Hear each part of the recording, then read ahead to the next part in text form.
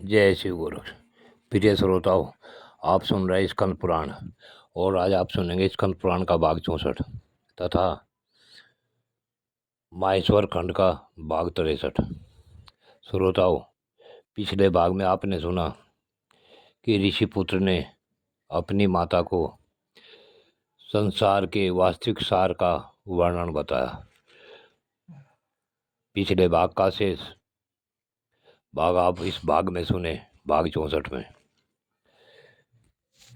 ऋषि कुमार ने अपनी माता से कहा कि हे माँ, इस जीवन की समाप्ति होने पर मनुष्य अत्यंत भयंकर मृत्यु को प्राप्त होता है। देह भेद से जो जीव का एक शरीर से वियोग होता है उसे मृत्यु नाम दिया गया है। वास्तव में उससे जीव का विनाश नहीं होता। मृत्यु के समय महान मोह को प्राप्त हुए जीव के मर्म स्थान जब विदीर्ण होने लगते हैं, उस दशा में उसे जो बड़ा भारी कष्ट भोगना पड़ता है।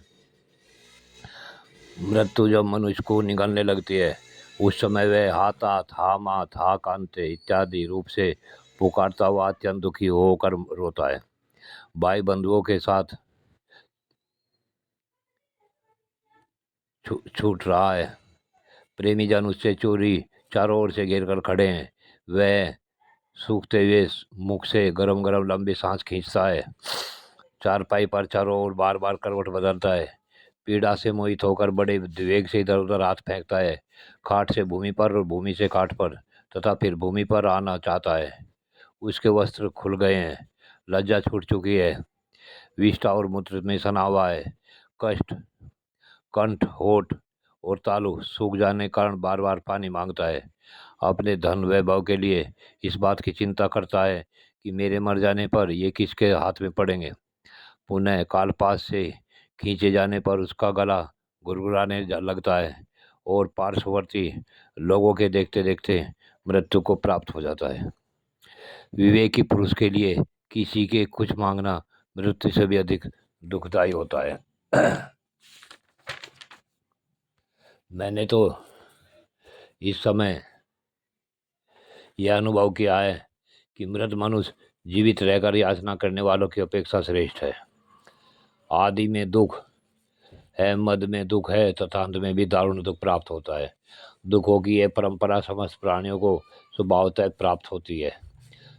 सुधा को सब रोगों से महान रोग माना गया है। वह अनुरूपी औषधि का लेप करने से कुछ क्षणों के लिए शांत हो जाती है। अक्षुधारूपी व्याधि की तीव्र वेदना संपूर्ण बल का उच्छेद करने वाली है।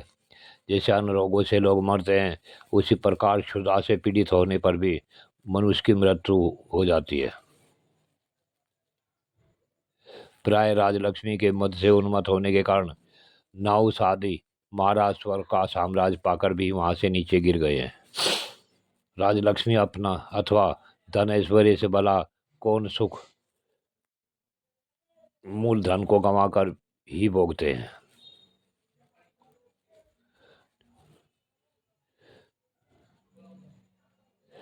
अस्थावर योनि में पड़े हुए जीवों को भी बहुत दुख भोगने पड़ते हैं।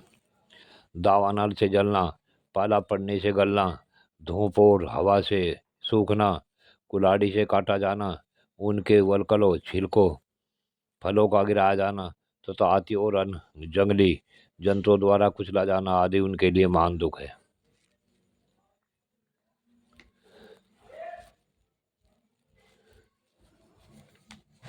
सर्प और बिच्छुओं को प्यास और भूख का कष्ट रहता है। उन्हें क्रोध का भी दारुण दुख सहन करना पड़ता है।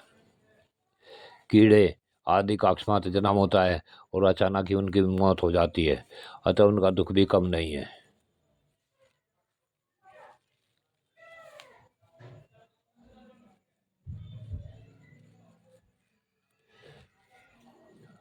भूख, प्यास तथा सर्दी गर्मी आदि का कष्ट सहना, मारा जाना, बंधन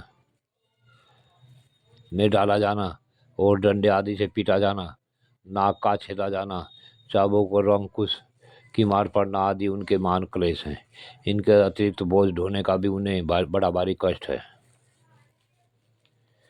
माँ जैसे कों के अपवित्र स्थान में विशुद्ध राजहंस नहीं रह सकता, उसी प्रकार ऐसे दुखमय संसार में मैं तो कभी रम नहीं सकता। मैया, जहाँ रहकर मैं बिना किसी विघ्न बाधा के आनंद पूर्वक रह सकता हूँ, वह स्थान भी बताता हूँ, सुनो।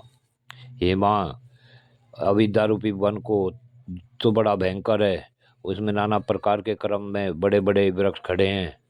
यहाँ संकल्पों के डांस डांस और मच्छर बहुत हैं। शोक और हर्ष की वहाँ की सर्दी और धूप है। उस वन में मोह का घना अंधकार छाया रहता है। वहाँ लोभ रूपी सांप और बिच्छू रहते हैं। विषयों के अनेक मार्गों से वे प्रदेश व्याप्त है। काम और क्रोध रूपी वधिक तथा लुटेरे उसमें सदा डेरा डाले रहते हैं।